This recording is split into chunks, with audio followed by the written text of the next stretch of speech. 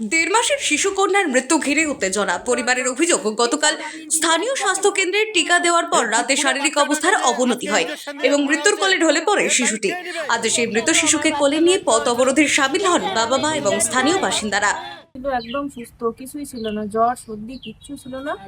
ভালো বাচ্চাটাকে নিয়ে গেলাম, ইনজেকশন দিলাম, আমি ভিডিও করে রাখছি। ইনজেকশন দিলাম, দেওয়ার পরে বাড়ি নিয়ে আসলাম, ভালোই আছে। জ্বরের ওষুধ দিতে চাইছে, আমি বলছি জ্বরের ওষুধ বাড়িতেই আছে, জ্বরের ওষুধ খাওয়াবো। তারপরে নিয়ে আসলাম, নিয়ে আসার পরে দেখতেছি যে বাচ্চাটা জ্বর আসতেছে হালকা হালকা, ওষুধটা খাওয়াইলাম, ঠিকই আছে। হঠাৎ করে বাচ্চাটা এমন হাঁচি দিল, নাকে মুখে রক্ত বের হয়ে গেছে। আমরা চাই যে এখানে যে পদ অবরোধ করছে, এখানে সবাই মিলে এখানে পদ অবরোধ যখন করা হয়েছে, তাহলে সবার সিদ্ধান্ত চূড়ান্তই এখানে ওরা আসুক, বিএমওচ আসুক, এবং কালকে ডিউটিরত অবস্থা যে 3 জন ছিল বা 2 জন ছিল তারা আসুক, তাদেরকে এখানে আমাদের সামনে অ্যারেস্ট করুক। এবং এটা হচ্ছে ভুল। আমরা তো বলবো যে একে ইনজেকশন খালি না, একে যাই না বুঝে মার্ডার করা হয়েছে। জলপাইগুড়ির লাটাগুড়ি সংলগ্ন ক্রান্তি মোড়ের ঘটনা। ঘটনাস্থলে আসে ক্রান্তি ফাঁড়ির পুলিশ। এখনো অবরোধ চলছে।